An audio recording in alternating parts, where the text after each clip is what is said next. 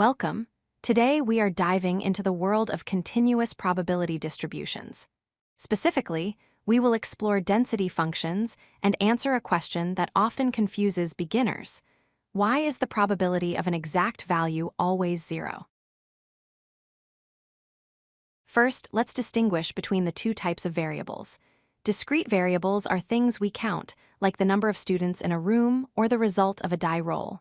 There are gaps between values. Continuous variables, on the other hand, are things we measure, like height, time, or temperature. These values form a continuous smooth interval with no gaps. For continuous variables, we cannot assign a probability to every single number because there are infinite numbers.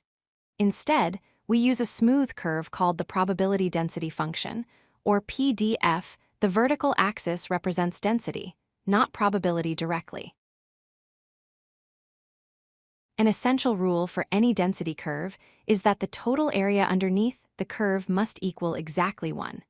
This represents 100% of all possible outcomes. So how do we find probabilities? We look at intervals.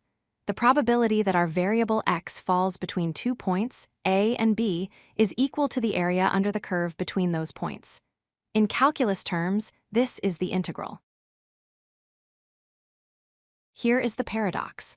What is the probability that x is exactly some value c? If we try to measure the area under a single point, we get a line. A vertical line has height, but it has 0 width. Therefore, the area is 0. This means the probability of getting exactly, precisely one specific number is 0. Think of it this way. As we narrow our interval around a point, the area becomes smaller and smaller. When the interval width shrinks completely to 0, the area vanishes. That is why we must always ask for the probability of a range, not a single point. It is crucial to remember that density is not the same as probability.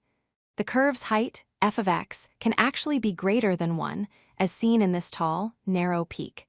However, the area under the curve will never exceed 1. In the real world, we see this with time, temperature, and measurements.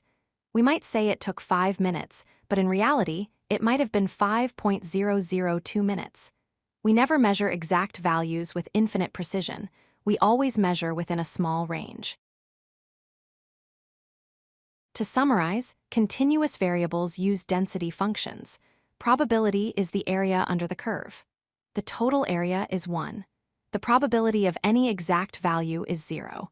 And finally, remember that density height is different from probability area. If you like this video, hit that like button and don't forget to subscribe. Visit codelucky.com for more such useful content.